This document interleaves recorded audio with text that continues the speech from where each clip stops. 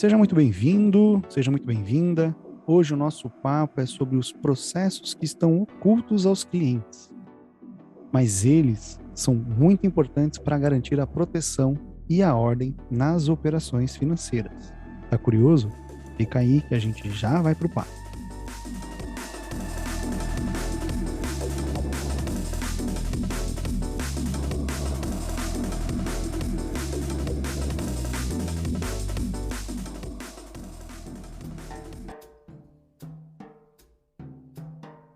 Com certeza você já fez algum financiamento crediário para comprar algo em alguma loja de varejo. Seja para comprar uma TV ou um smartphone. O que você não deve imaginar é que por trás dessa solicitação de compra, existe um time que está analisando o perfil de quem está comprando o produto. Eles estão olhando para você, de fato, estão vendo aí a pessoa física, os dados por trás de você. Se essa operação for segura, se ela não tem nenhum riscos aí de lavagem de dinheiro, né? Que a gente ouve muito na TV, entre outras regras que não são de conhecimento do público em geral, a gente tem aí profissionais que garantem a segurança do sistema financeiro. E aí, para a gente poder entender um pouquinho mais a fundo aí desse tema, hoje na nossa conversa, a gente tem a presença da Vanessa Guardaccioni.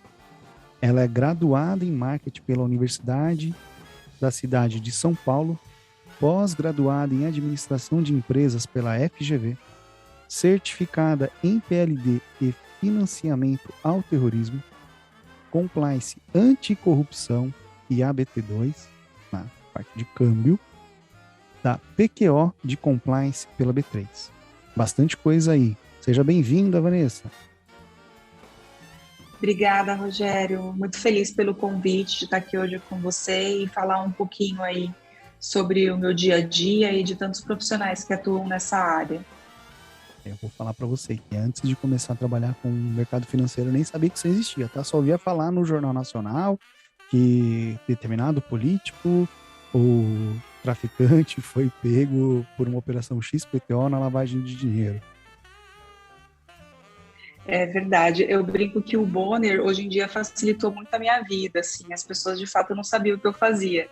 E hoje, infelizmente, né, até por conta aí da Lava Jato e das situações que a gente acaba acompanhando nos noticiários, todo dia a gente vê alguma coisinha no jornal. Então fica até mais fácil explicar para as pessoas com o que eu atuo, com o que eu trabalho. Mas eu confesso que quando eu entrei na área era muito difícil explicar. E aí eu acabava falando, não, é auditora, é uma espécie de auditoria. E hoje em dia as pessoas entendem um pouquinho mais. Né? Eu mesmo brinco, né? Nossa, lavei uma nota de R$ 5 na calça, isso é lavar dinheiro? Com certeza não é, mas a gente vai entrar no tema daqui a pouco. Mas para quem está ouvindo e não conhece a Vanessa, conta um pouquinho aí da pessoa, da profissional Vanessa, só para dar um overview para o pessoal, por favor. Deixa eu me apresentar, então, falar um pouquinho quem eu sou antes da profissional, né? Eu sou casada, eu amo cozinhar, quando dá tempo, na verdade, né? Rotina sempre puxada. Eu amo viajar também, porque eu não sou boba nem nada, né? Apesar da pandemia agora tá deixando a gente um pouquinho distante das viagens. Eu amo fazer scrapbook, coisas manuais das minhas viagens, então eu acho que eternizar os momentos, eu sou daquelas que revela foto ainda. As pessoas deixam ali no bloco de fotos dos celulares, não, eu sou daquelas que gosta de ir lá e revelar e colocar em álbum. Eu amo receber meus amigos em casa, fazer comida para eles, fazer algum petisco. E eu descobri uma última paixão aí, que é o Muay Thai.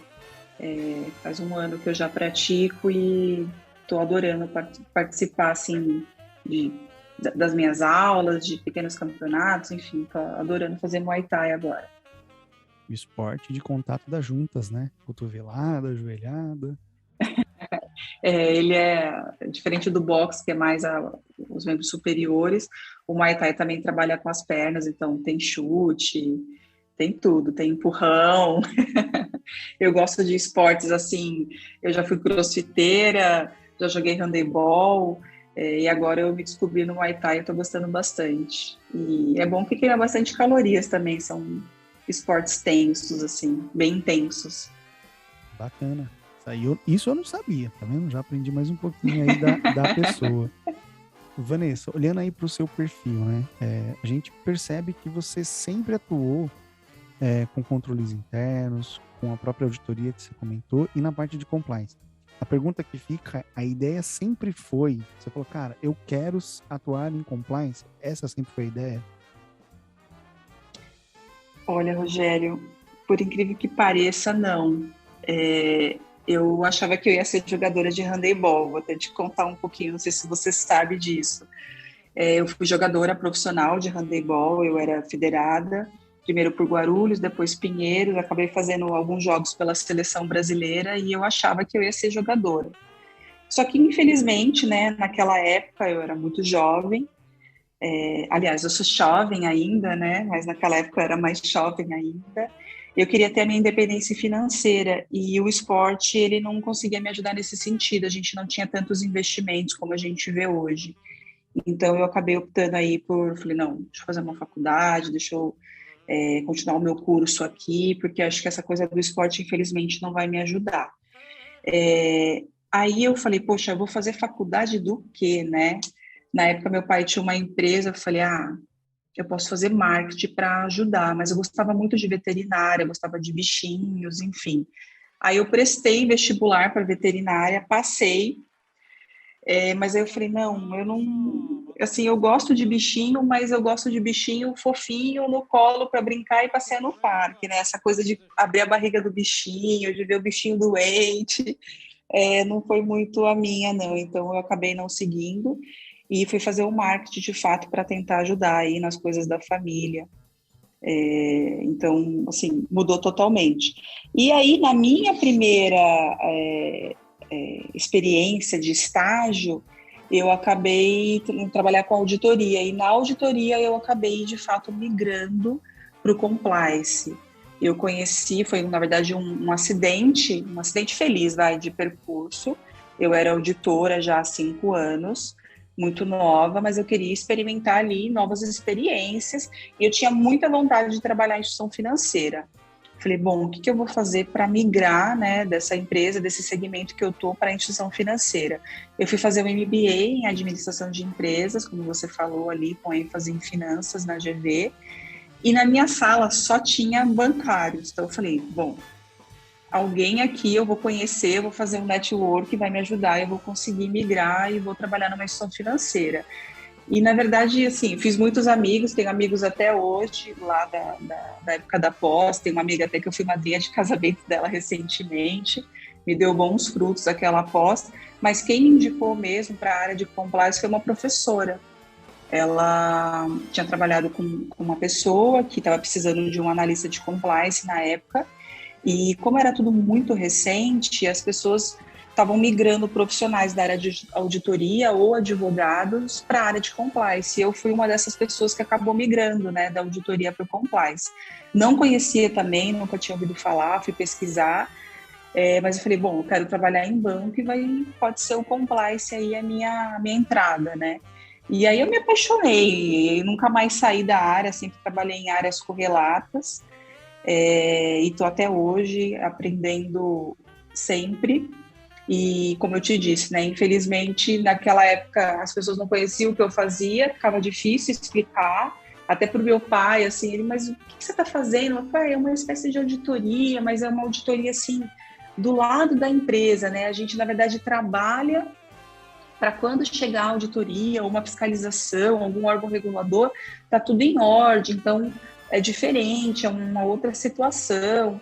E aí, com a Lava Jato, em 2014, as pessoas começaram a entender um pouco mais o que era, né, a lavagem de dinheiro, enfim. E até próprios reguladores foram separando essas coisas, né? O que é a lavagem de dinheiro, a prevenção à lavagem de dinheiro, o que é a área de compliance, o que é a área de controles internos, o que é auditoria, porque tudo era um bolo só e as pessoas achavam que era o mesmo profissional que fazia tudo, quando na verdade existe até conflitos ali entre as atividades, apesar de correlatas. E foi isso, assim, foi um acidente feliz, né? Eu queria trabalhar em instituição financeira, porque eu vi ali uma possibilidade de independência financeira para mim, e foi nessa situação do MBA a professora me indicando que eu consegui migrar, né? Achando que os colegas de classe iam me indicar, no fim foi uma professora que fez isso, que inclusive até hoje nos falamos, virou uma amiga. Bacana. Eu lembro que em meados de 2001, 2002, eu trabalhei como contínuo, né? Vulgo boy de banco, né? E eu ouvia muita expressão, estar compliance. Que cáspita é estar compliance? Você acha que até um verbo, né? A palavra compliance. E como você colocou muito bem aí, começou a Lava Jato, né? Que foi o maior escândalo que a gente tem aqui no Brasil, né? Dentro da parte de corrupção. E aí, de fato, começou a ter um pouco mais de conhecimento e de importância. Eu lembro que começou a surgir uma vaga, uma poada de curso nessa parte de compliance. Os profissionais começaram a ficar escassos, né?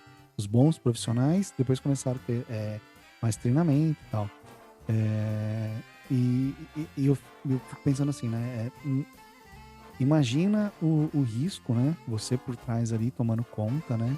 De uma operação e você fala, não tem nada não. Daqui a pouco vai, passa uma operação de sei lá quantos milhões na tua mão e pode pôr em risco aí não só o seu emprego, mas como o emprego de toda uma companhia. Então é uma baita de uma responsabilidade.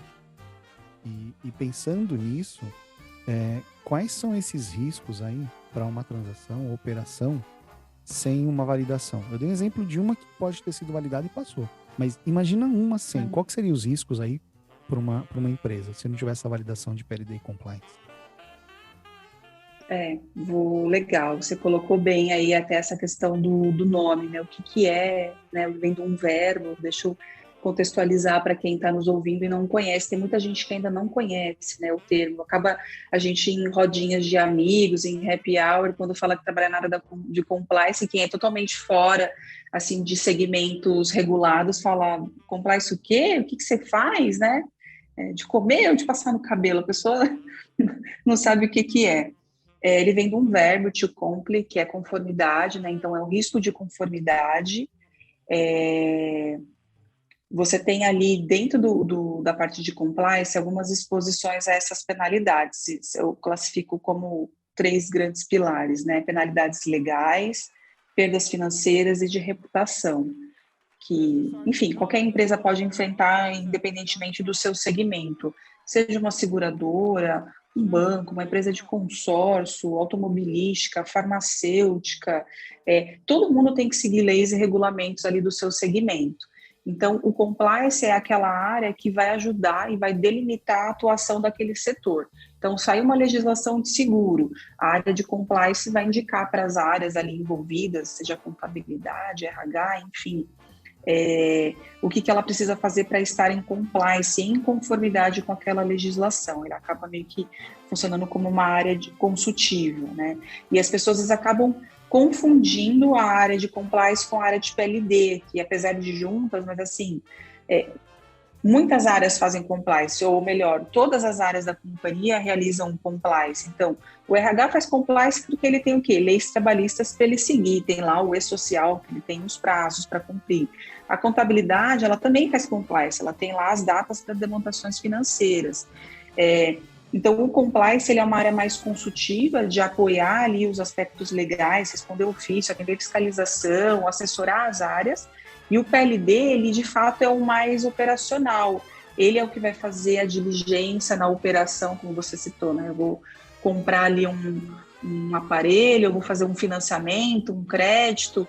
Então, existe a área de PLD que vai avaliar se aquela operação ela é lícita, se aquele dinheiro que vai ser envolvido naquela operação ele não tem uma origem ilícita, né? Seja oriunda do tráfico de drogas, de um sequestro, de um dinheiro de corrupção que foi desviado, né? E aí, dentro dessas situações da parte de PLD, às vezes as pessoas fazem essa confusão, né? É compliance, é PLD. Não, o PLD também faz compliance porque o PLD também tem leis para seguir, né? Dentro do seu respectivo segmento. E aí, falando agora mais especificamente dos riscos, eu, Vanessa, considero o reputacional assim o pior. Quanto vale uma marca, né, Rogério? Quanto vale a marca da Coca-Cola? Quanto vale a marca de um banco X, ou de uma seguradora Y, ou de uma indústria automobilística?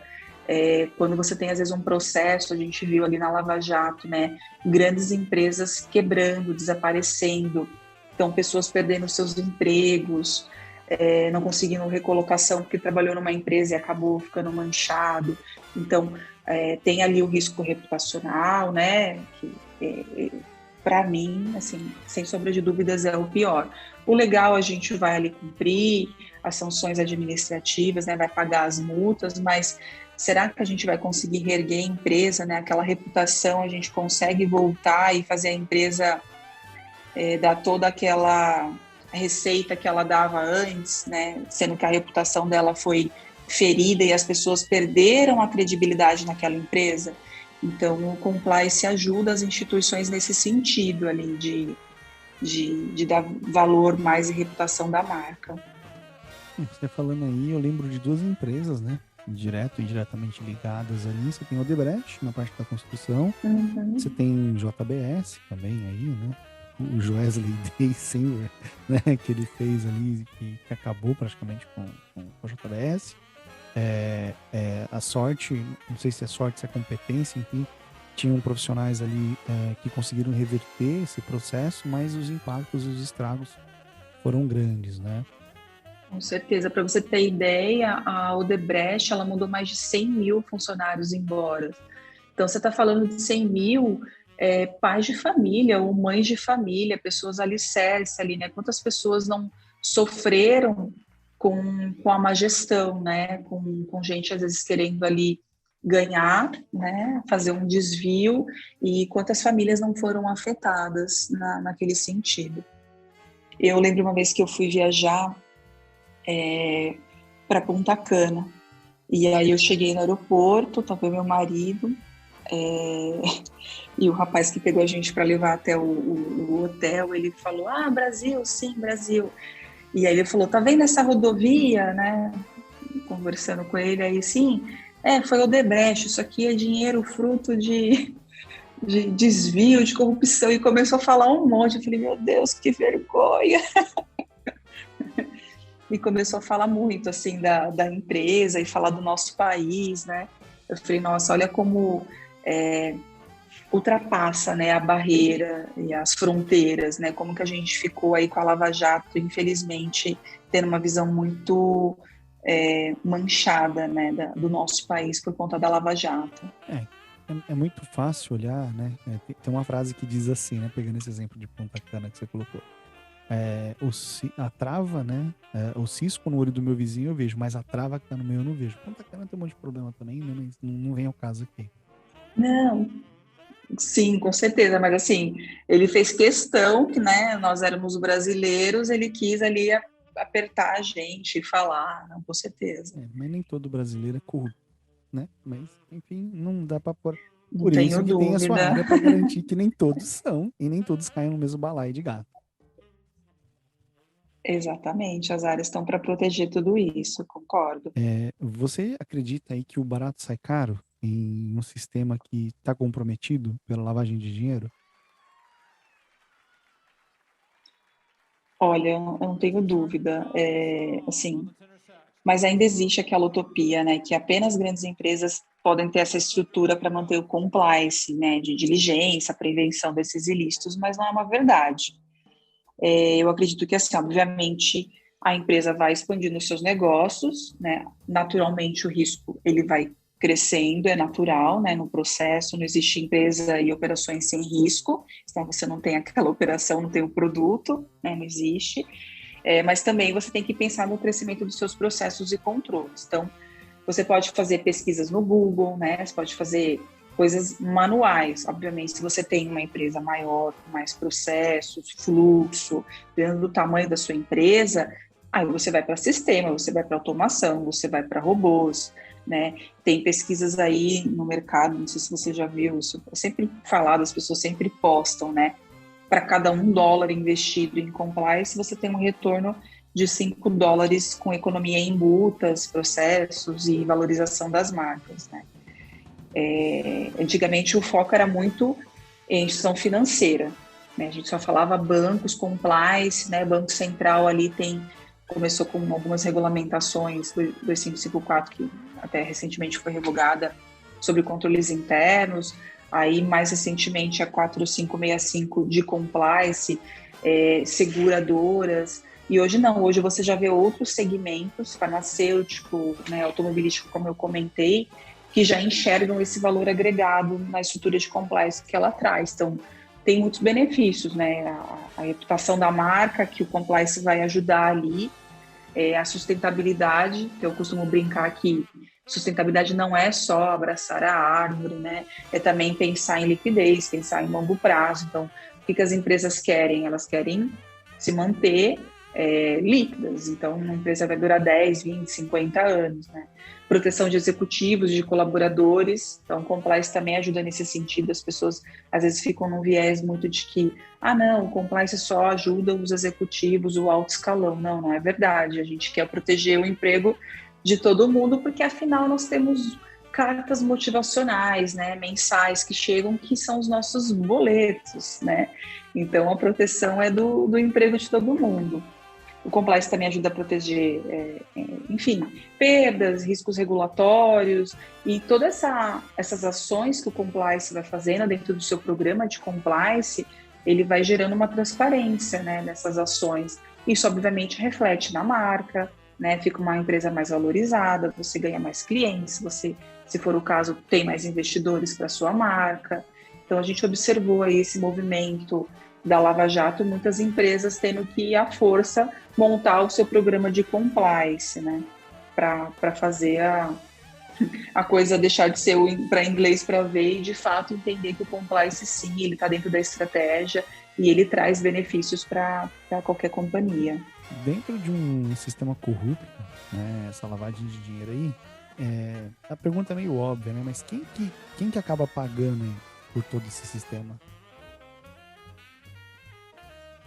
Olha, todos nós, né? Assim, tem a questão das empresas, elas sofrem sanções administrativas, sanções financeiras, mas sofre a população. Eu sempre costumo dizer, em alguns treinamentos que eu dou, que eu, como profissional da área, eu acabo tendo uma responsabilidade social também, assim, né? De colaborar com tudo isso, porque o que a gente vê? A gente vê muito dinheiro sendo desviado e aí falta o quê? Falta educação, falta saúde, falta transporte adequado, falta segurança de qualidade, né? De 2 a 5% do PIB mundial, Rogério, algo em torno aí de quase 2 trilhões, eu nem imagino quanto que deve dar, assim, se eu colocar esse dinheiro em cima do outro, eu nem imagino 2 trilhões quanto que daria de volume, mas tudo isso é fruto de lavagem de dinheiro, é muito dinheiro, sabe, de origem ilícita, e a gente acaba pagando por tudo isso. Tem um livro que eu li o ano passado, eu gostei muito, até vou aproveitar e deixar uma dica agora para quem gosta do tema, que está ouvindo a gente que é da área ou que não é da área, mas tem curiosidade, porque, né, acaba tendo aí todo mundo uma responsabilidade social por tudo isso, chama Lucros de Sangue. É um livro bem bacana da Vanessa, minha xará, Vanessa Nelman, Como o consumidor financia o terrorismo. Está muito ligado também o financiamento do terrorismo com a lavagem de dinheiro. E diferente da lavagem de dinheiro, o terrorismo ele pode ser de uma origem lícita, né?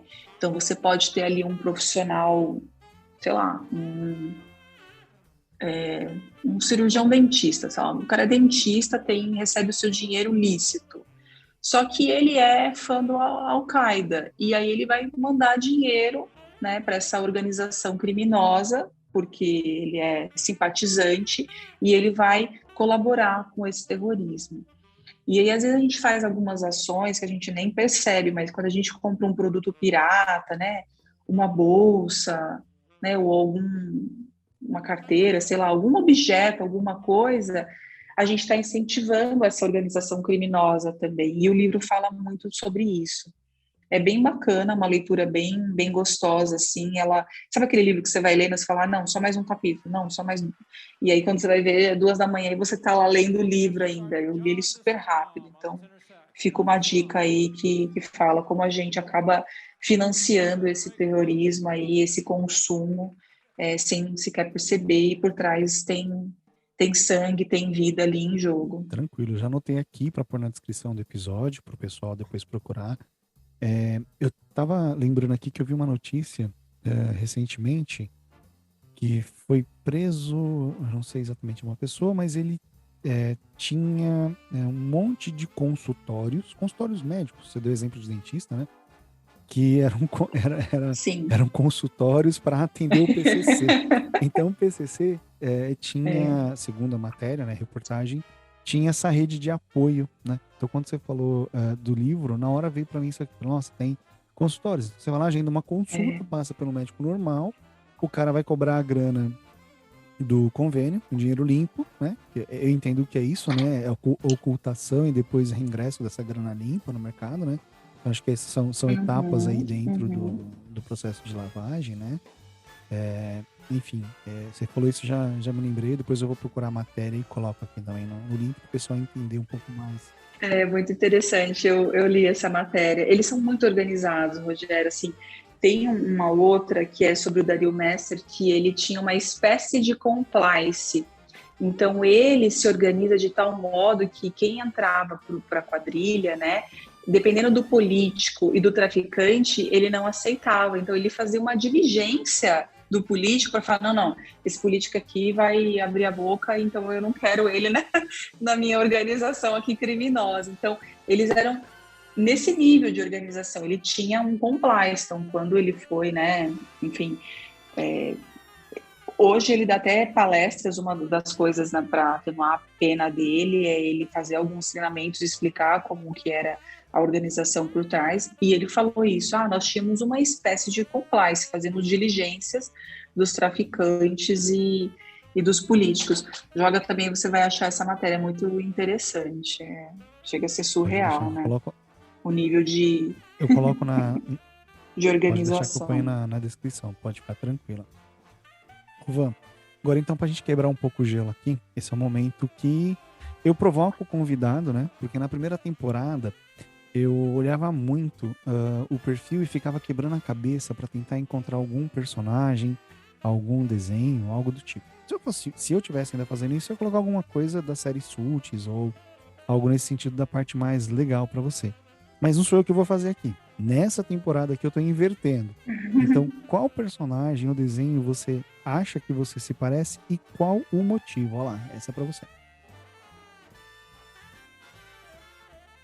Caramba, hein, Rogério? Bom, deixa eu pensar. Acho que eu gosto muito de desenho animado. Adoro.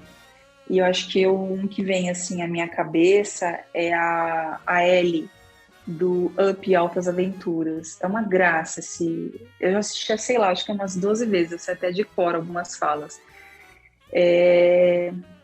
Por que a Ellie?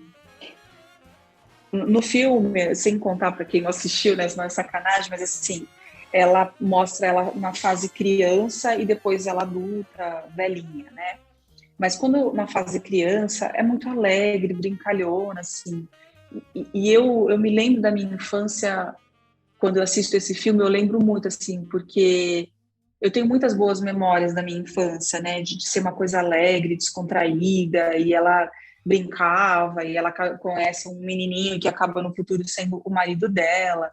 E quando ela fica mais velha, ela faz piquenique, ela gosta de viajar, ela é toda organizadinha ali para arrumar a mesa para o marido comer. E eu gosto de ser isso no dia a dia, assim. Eu recebo gente em casa, eu gosto de fazer um mimo, eu gosto de ser boa anfitriã, eu gosto de saber o que a pessoa come para fazer o que ela gosta, eu gosto de deixar a mesa bonitinha.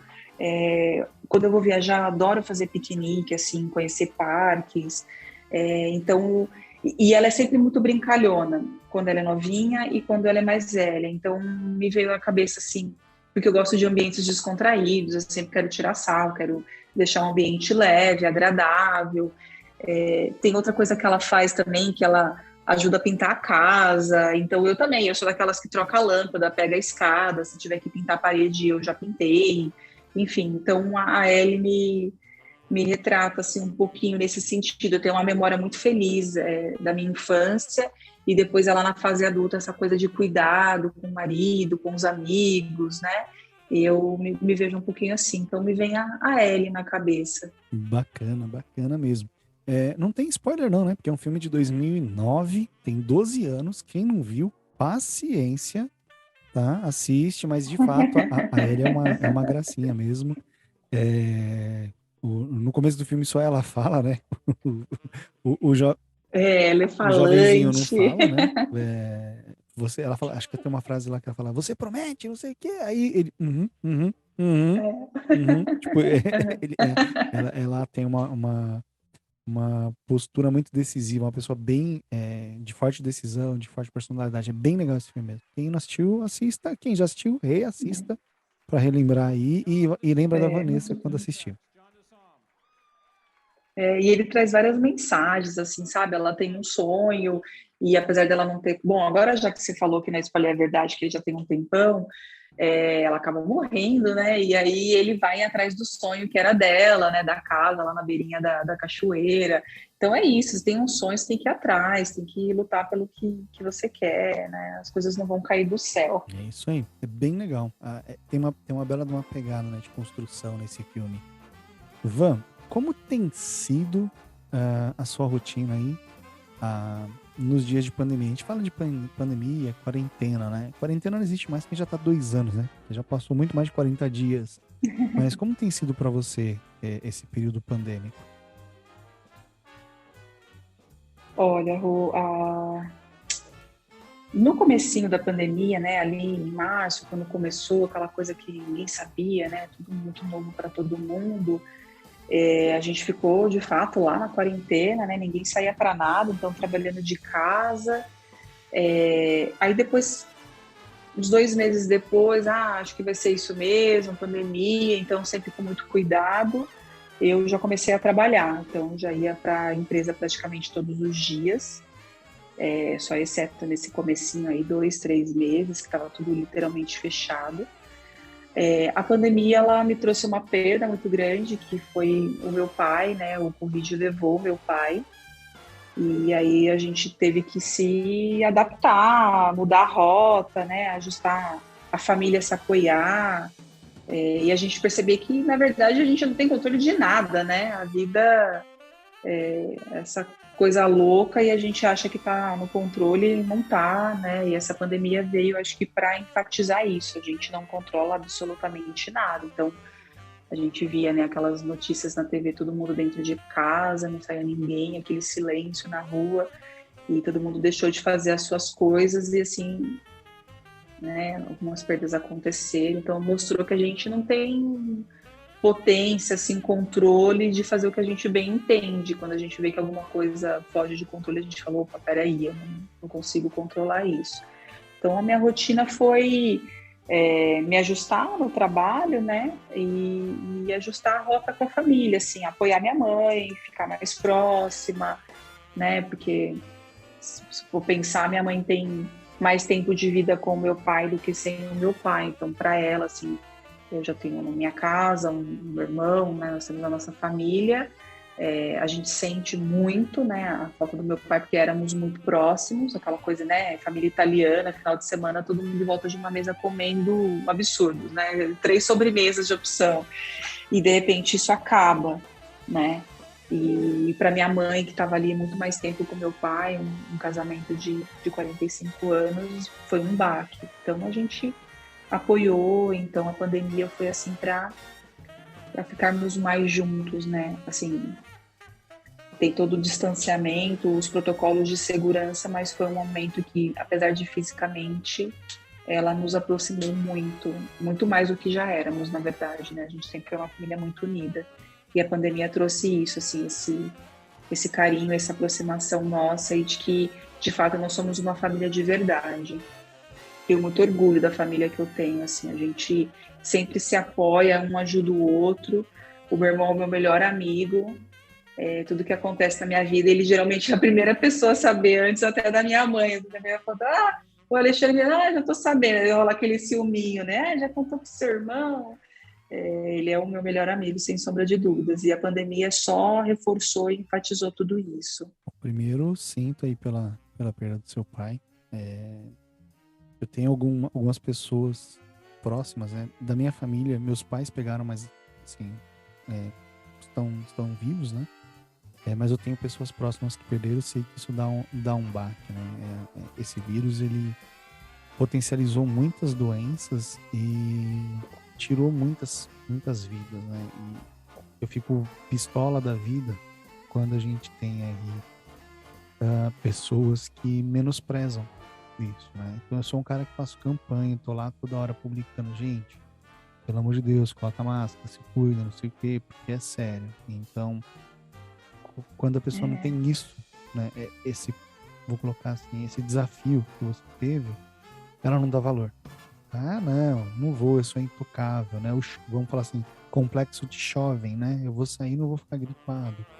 Mas quando vem, é ruim, então, de novo, sinto pela sua perda aí. Obrigada, Rô. Imagina, assim, realmente, né, é muito triste, porque foi tudo muito rápido, né? A gente não tem ideia de como ele pegou, porque eles não saíam para lugar nenhum, e eu evitava muito de ir para lá, até como forma de protegê-los, né? Mas, assim, vídeos a gente fazia, eu converso com a minha mãe todos os dias, com os meus pais, conversava todos os dias, então a gente fazia vídeo para tentar amenizar essa distância. Mas infelizmente de alguma forma, né, alguém não se cuidou e acabou trazendo isso, e foi assim 10 dias, foi tudo muito rápido. Então aquela sensação de que, né, ele foi tirado de nós, e a forma que foi, enfim, passou. A gente sabe que ele está num bom lugar, eu não tenho dúvidas disso, e o que nos conforta é as lembranças que a gente tem feliz, as viagens, os almoços, os churrascos, as risadas, as piadas. Ele era muito brincalhão. Meu pai era um palhaço, assim, sabe? Acho que um pouco disso que eu tenho com meu irmão, de brincar, de tirar sarro, vem do meu pai, porque ele é totalmente descontraído. Todo mundo que chegava, ele já virava amigo, deixava todo mundo sempre muito à vontade. Então a gente sente, mas isso está tudo na nossa lembrança. Ficou uma saudade aí boa. E é isso que você falou, as pessoas precisam valorizar e, e respeitar, né? Então tem que usar máscara, tem que tomar cuidado, tem que fazer o distanciamento. A pandemia ainda não acabou. É isso aí. Você fala de ser brincalhão, né? A vida fica mais leve, né? Então acho que as pessoas são mais sábias do que a gente imagina. Os mais antigos são bem mais sábios. E eu tento levar a vida desse jeito, né? Porque eu brinco, né? A cidade já é cinza demais pra gente também ser cinza, né? Mas dado Boa. tudo isso, Van, a pergunta acho que já meio que já tá respondida, né? Qual foi o seu maior desafio aí? Na vida, de modo geral, seja pessoal ou profissional, que te motivou a mudar? Acho que a gente tem vários desafios na vida, acho que depende do momento, né? Acho que o mais recente provavelmente seja esse que eu comentei, assim, de perceber que, opa, não estamos no controle, né? Aconteceu comigo, né? Então a gente se ajusta a rota e segue, que a vida tem que seguir. A gente só está aqui de passagem, com certeza. Mas tem um desafio, assim, mais jovem, quando eu fui morar sozinha aos 21 anos, né? Eu já trabalhava, eu já era auditora e tinha ali a minha independência financeira. E eu viajava muito a trabalho, porque eu tinha que auditar as unidades, então eu sempre estava em algum lugar. E às vezes chegava tarde e tal, de um voo ou outro, alguma coisa, eu morava muito longe. E aí eu conversei com meu pai, ele estava vendo que eu estava muito cansada, e eu falei, pai, eu queria morar, né, perto do trabalho, porque eu demoro muito, muito tempo para chegar aqui. Uma vez eu dormi até no volante. E eu achei que ele fosse falar não, né? E ele falou, não, filha, eu te apoio, eu vou com você. E aos finais de semana, assim, que graça. Ele foi procurar apartamento comigo. Aí eu encontrei um apartamento, ele me ajudou a reformar o apartamento, a gente pintou o apartamento para eu entrar, tal, aluguei lá no primeiro apartamento. Então foi um primeiro desafio. Assim, os 6 primeiros meses eu não tinha noção. A minha mãe sempre muito sábia, a gente, assim, tanto eu e meu irmão, ela sempre ensinou, né?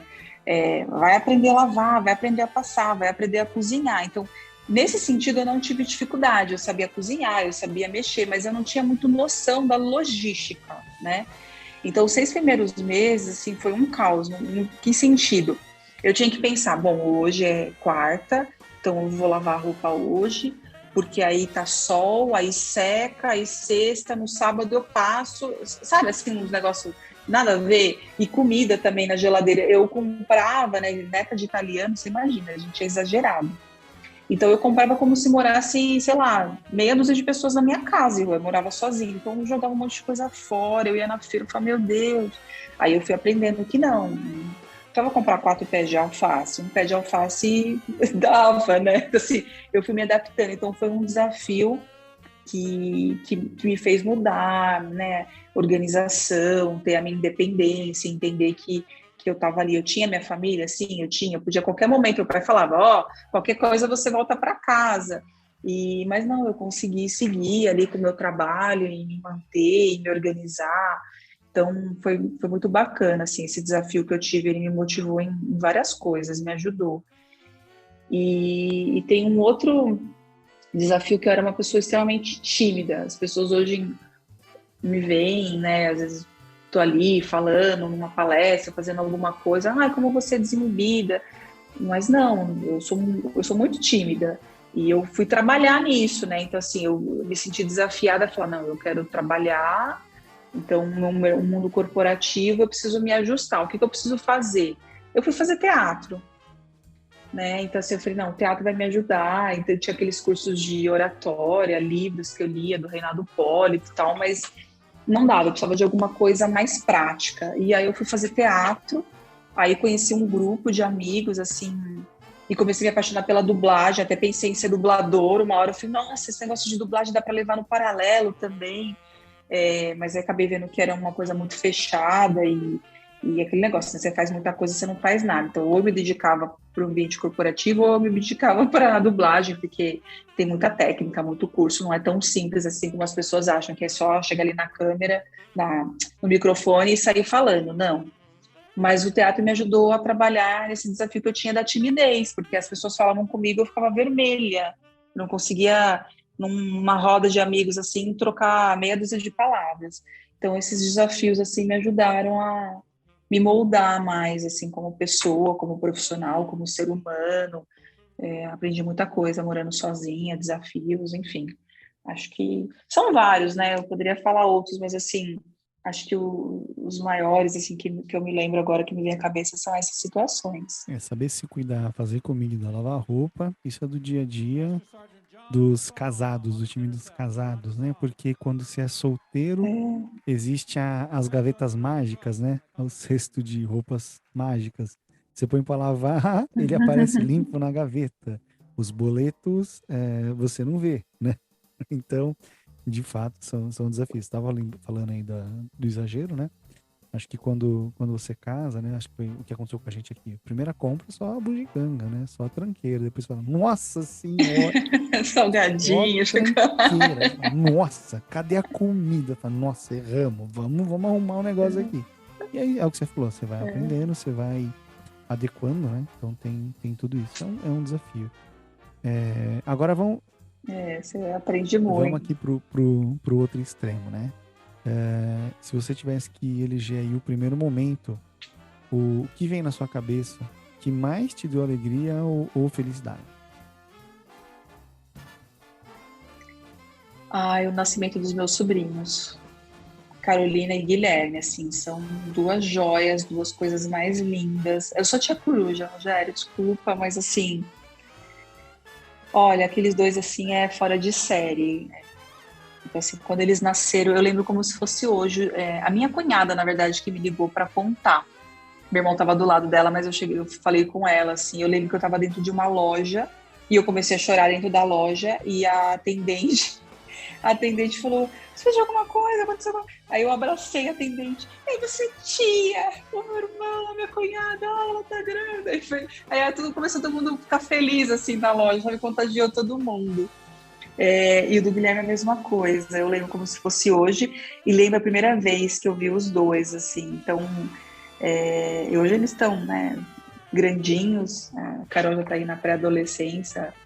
Então a gente já bate papo, já conversa, já liga, já fica ali conversando. Então, é tão gostoso. Então, o que me enche de alegria é a vinda deles, assim, para esse mundo. Eles são crianças muito especiais. Bacana. Acho que na maioria dos episódios aqui, todas as pessoas que eu entrevistei são pais, né? Têm filhos. E é a primeira tia que fala do nascimento de sobrinhos. Então, acho que é muito o uniforme, muito padrão, né? A vinda de crianças na vida das pessoas e como elas transbordam, né? E como elas nos provocam, nos renovam, né? Porque a criança é tudo de bom, né?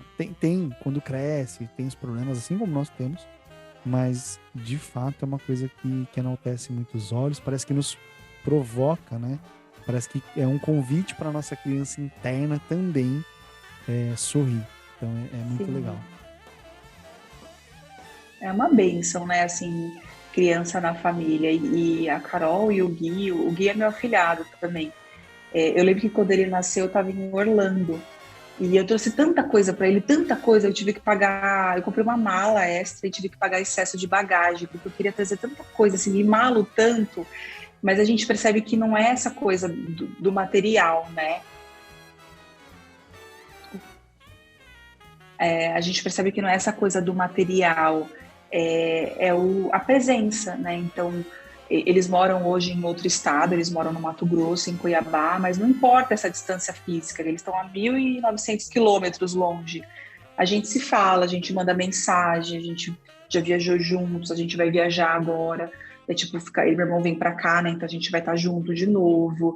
E quando a gente tá junto, assim, eu deixo a Carol me pintar. Quando ela era menorzinha, ela gostava de fazer makes, assim, ela fazia uns videozinhos, ela tem um canal no YouTube, e aí ela queria me pintar, ela me pintava de Monster High, eu ficava toda azul, e eu deixava. O Guilherme, uma vez eu dei um guache para ele e tava cozinhando, eu deixei ele na sala. Quando eu voltei, o Guilherme tava inteiro pintado de guache. Eu falei, minha Nossa Senhora. Eu lembro que eu peguei ele, joguei ele dentro do tanque, deixei ele de molho. E eu tenho uma foto dele, assim, dentro de um balde depois, a coisa mais linda, assim. E ele achando graça, e ele lembra disso até hoje, sabe? Então, são esses momentos, assim, que eu tenho com eles. Eu sei que vão ter outros momentos que enche a gente de alegria, assim, a todo momento. E eu sou coruja mesmo, não tenho vergonha de falar. Eu adoro criança. E é isso, me enche de muita alegria. Praticamente uma família Avatar, né? A tia de azul e o afilhado de azul é o Avatar, não é possível. Olha, eu vou te mostrar essas fotos, uns vídeos engraçados assim que eu tenho deles. Às vezes eu me pego, eu tenho no meu bloco, no meu álbum, eu separo, né, por pastinhas, e tem lá das crianças. Às vezes eu tô à noite assim em casa, eu vou lá e olho, eu racho o bico de ver, eu falo, olha, quanta coisa legal, né?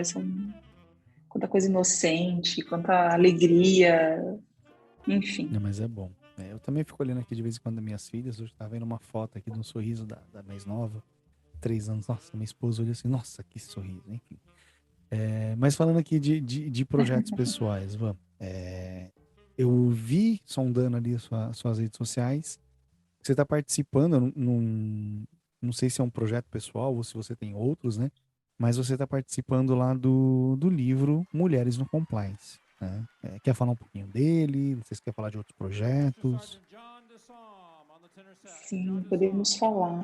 Na verdade, foi um convite, né, da Editora Líder. A Editora Líder tem uma série aí de mulheres, que ela fala mulheres na aviação, mulheres em finanças, mulheres em RH, e aí vai ter o livro Mulheres no Compliance. São 30 mulheres selecionadas. Eu fui uma das convidadas, fiquei super honrada, super feliz com o convite.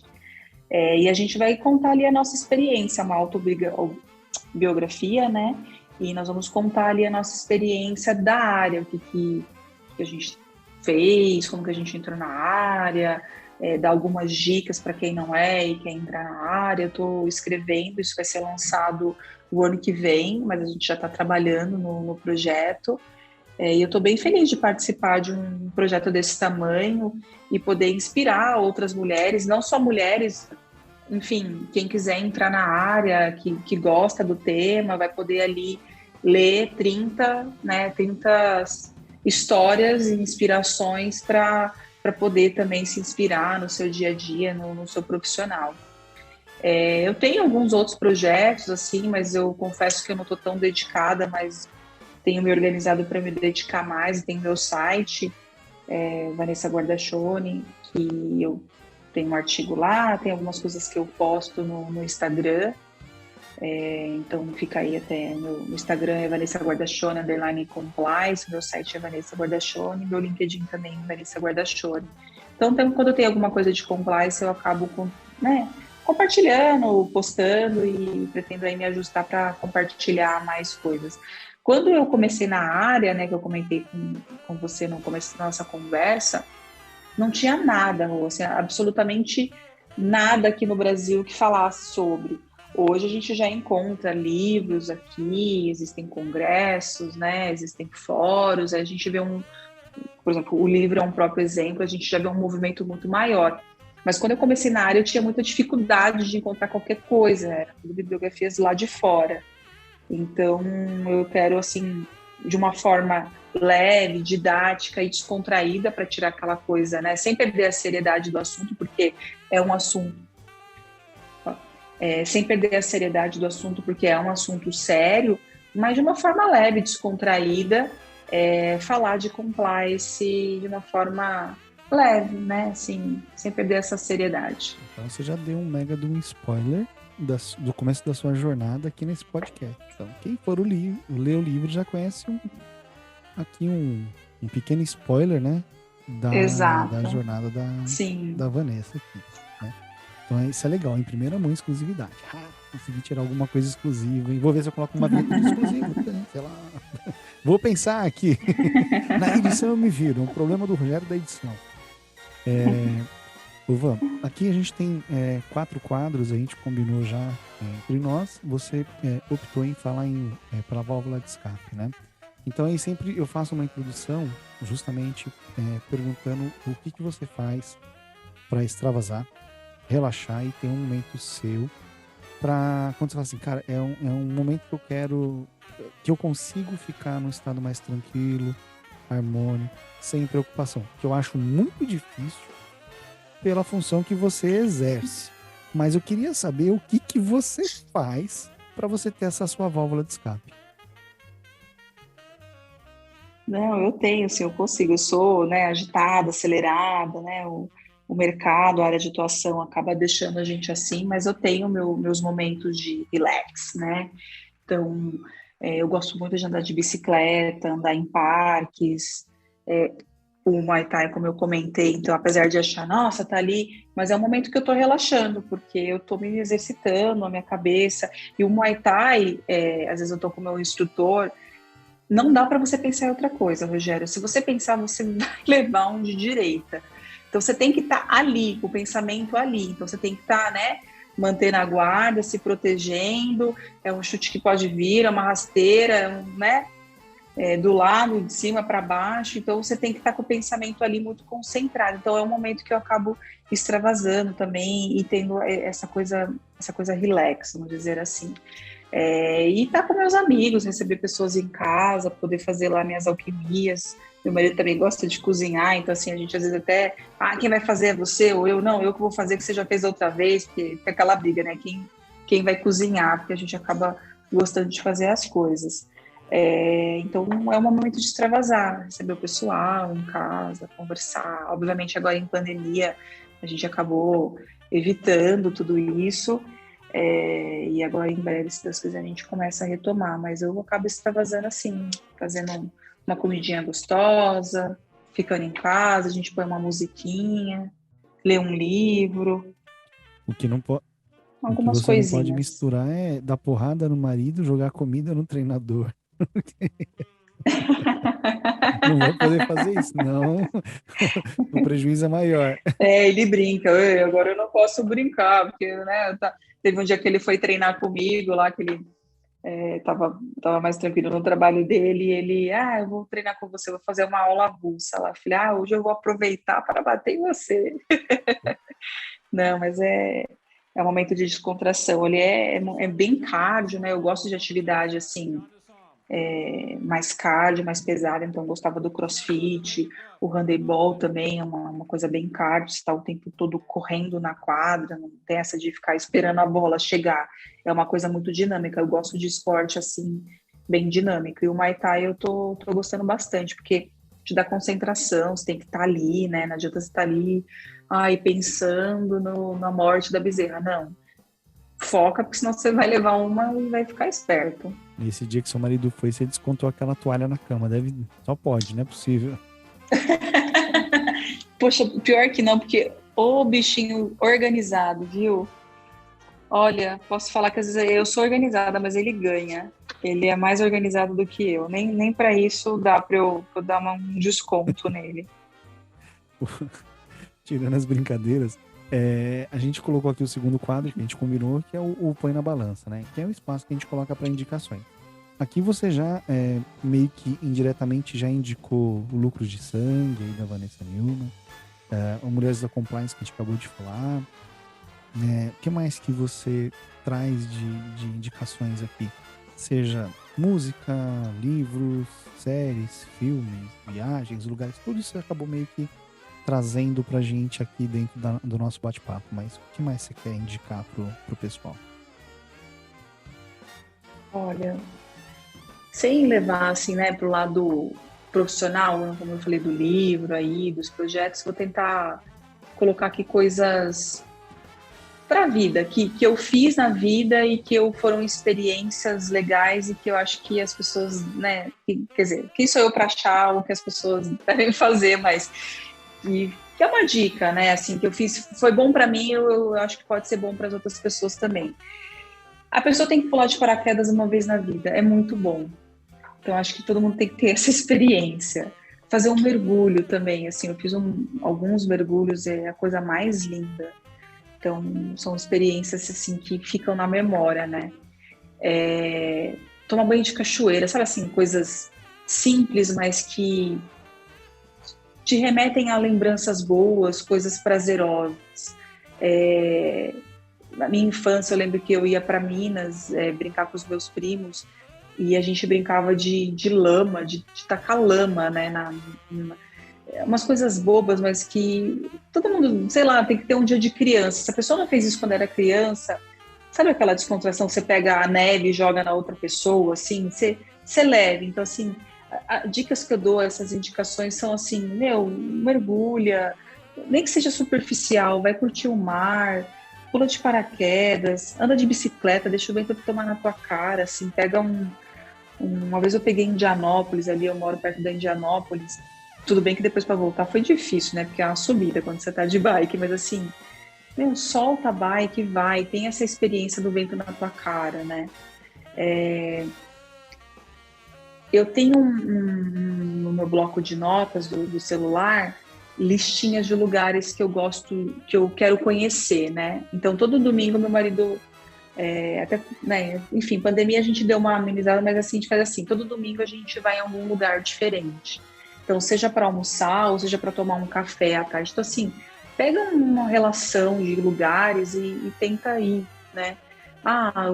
Se você gosta de café ou se você gosta de açaí, então assim, eu vou conhecer as 10 cafeterias de São Paulo, então você marca lá, cada domingo você vai numa cafeteria. Ou eu vou conhecer os 10 restaurantes veganos de São Paulo, vai nos restaurantes. Então, fazer coisas que te dão prazer, né? Acho que essa é a minha indicação, assim. Eu já falei de filme, já falei de livro e falando de lugares, assim, e de situações, né? Viva experiências, porque a vida, né? A vida é a vida que se leva, né? Tem a frase, né? O que você leva da vida é a vida que se leva. Então, leve uma vida leve, tenha prazer nas coisas que você faz e nas pequenas coisas que você faz. São dicas boas. Eu tava aqui pensando, né? O ser humano não foi feito para voar. Você indicou pular de paraquedas. O ser humano não foi feito para nadar. Você quer mergulhar. Você gosta de coisas difíceis mesmo, né? Que põe um pouquinho de adrenalina e tem um certo de risco. O resto de tomar um café é legal, de passear em chão, né? Eu conversei com algumas pessoas que de fato falam, né? Que é uma sensação incrível, né? Tem um amigo aqui da minha esposa que acabou ao longo dos anos, né? Já tô mais de 20 anos com a minha esposa, desde o namoro até o casamento, que virou meu amigo. O cara, ele trabalhava com tecnologia, depois ele começou a pular bastante de paraquedas, virou instrutor, de paraquedismo e agora voltou para tecnologia. Então, assim, ele falava muito isso, né? Então, assim, é uma sensação é, sem, bom, sem comparação, né? E mergulho também, porque é o extremo, né? É como se você tivesse, óbvio que o paraquedismo você não sei quantos mil pés de altura. E o mergulho é a pressão, né? São as atmosferas sobre você e você vendo ali Uhum. os corais, os peixes, né? E eu tinha um cara, um conhecido que ele dava aula de mergulho. Ele trabalhava na Unimed, então ele explicava que era totalmente diferente, você não precisa saber nadar, é um outro processo. Eu nunca experimentei, né? Eu fico meio assim, né? Tem medo, né? Pai de duas crianças, então não dá pra gente arriscar. Mas eu acredito quando vocês falam. Mas é seguro, mas é seguro, né? Assim, procurar um lugar autorizado, enfim. Eu também tinha essa coisa, né? De, ai, nossa, que medo, mas será? Eu tenho uma amiga que, na verdade, ela acabou me influenciando a pular de paraquedas. E quando eu vi ela saindo daquele avião, dando um mortal, eu falei, não é possível, ela faz isso, eu também vou fazer.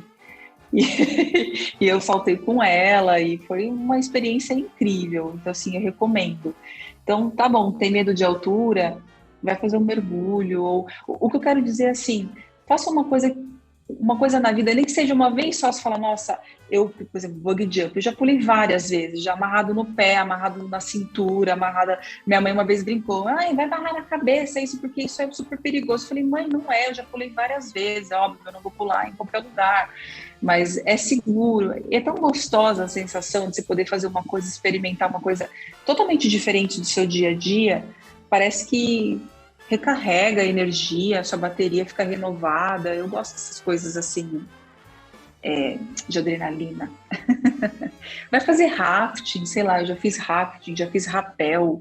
Ah, não tem medo, não sabe nadar? Então pega uma trilha, vai fazer uma trilha, né? Tem um professor meu que ele fez um guia que ele pega todos os parques de São Paulo, ele mapeou todos os parques, ele foi em todos e ele coloca nível é, simples, moderado e hard, assim, né? Então tem trilha que você fala, não dá, porque essa trilha eu não vou conseguir. Então, sei lá, pega um final de semana, vai fazer uma trilha, então, vai ficar em contato com a natureza, vai respirar um ar puro, vai pisar na lama, né? Vai se sujar de barro, mergulha na cachoeira, faz uma coisa diferente. Aí você falou também de cachoeira, né? Na hora veio a musiquinha do Planta e Raiz, né? E de fato tomar banho de cachoeira é incrível, né? E a música ele coloca bem assim, né? Que com certeza você já se banhou numa queda de uma cachoeira e aí você sentindo a sensação da sua alma sendo purificada por inteira. Não tem sensação melhor do que tomar banho de cachoeira. Isso eu já fiz. Isso eu posso falar e adoro. Sim. Então, é uma delícia. Eu adoro cachoeira, aquela água gelada, cristalina. Aí, até aproveitando, dando dica, tem um lugar, meu irmão que me levou, chama Nobres. E o slogan de Nobres, ele é concorrente de Bonito, que é um lugar mais conhecido, né, mais turístico. Só que Nobres, ele é mais rústico, ele ainda não está tão, né, descoberto. E aí o slogan é mais que bonito, é lindo.